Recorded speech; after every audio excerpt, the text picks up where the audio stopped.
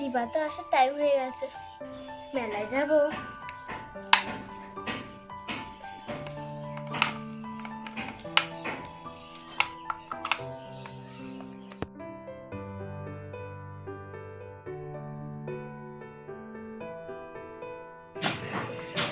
কাকিমা কাকিমা সাথী কোথায়?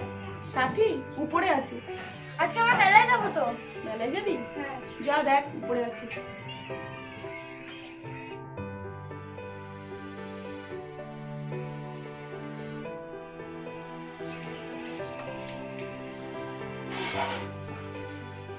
খটর মোটর পাশের ঘর থেকে আওয়াজ যে করে সারাদিন ঠুক ঠুক থাক থাক।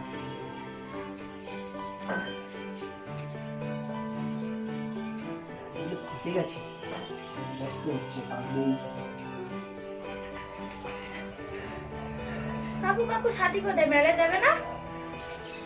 মেলায় যাওয়ার কথা আছে? হ্যাঁ। তোরা মেলায় যাবি আমি তো জানি না, সাথী তো আমাকে কিছু বলেনি। তা কে কে যাচ্ছিস মেলায়? আমরা দুজনেই। দুজনেই? হ্যাঁ। তুই আর সাথী। তো মা, তোর পড়াশোনা কেমন চলছে? একদম বাজে কথা বলবেন না। আমি পারি না আর পারি না। আরে আরে পড়াশোনার কথা জিজ্ঞেস করবো না, সামনে তো তোদের পরীক্ষা রে। দেখলেই শুধু পড়াশোনার কথা না, সাথীকে আমাদের বাড়ি পাঠিয়ে দেবেন, চললাম। আজকালকার মেয়েরা কি রে? বাবা তো না খালি পড়াশোনা পড়াশোনা, সারাক্ষণ খালি পড়াশোনা। পাঠাচ্ছি তোদের বাড়ি। ঘরে আজকে আটকে রাখবো।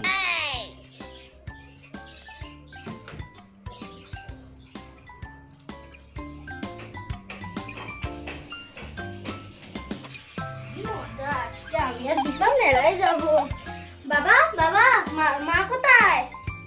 বাবা, মা কোথায়? কোথায় চেল্লাচ্ছিস কেন রে? কি হয়েছে? আমি আর দীপা মেলায় যাব। কোনো মেলায় যাওয়া হবে না, ঘরে থাকবি, সামনে পরীক্ষা। যা বই নিয়ে বস, যা। শুধু মেলা।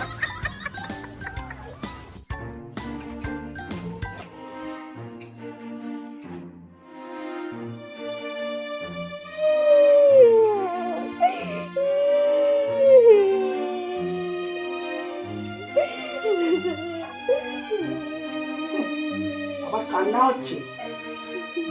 থাক তুই ঘরে, সামনে পরীক্ষা, বই নিয়ে বস, বই নিয়ে বস, তোর ভালো হবে, ভালোর জন্যই বলছি। আর ওই ওই মেয়েটা দীপা না কি নাম, একদম ফালতু মেয়ে। আমি ওকে ভালোর জন্য বললাম পড়াশোনা কেমন চলছে, আমাকে জবাব দিল একদম বাজে কথা বলবেন না। পড়াশোনা আবার বাজে কথা? সবসময় পড়ার কথা জিজ্ঞেস করো। আমি চললাম, সাথীকে পাঠিয়ে দেবে? পাঠাচ্ছি সাথীকে ওদের বাড়ি। মেলায় যাওয়াচ্ছি, থাক ঘরে।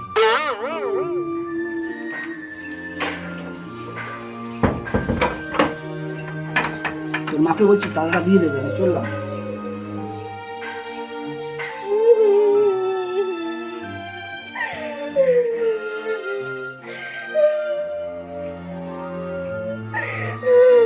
মেলায় যেতে দেবে না।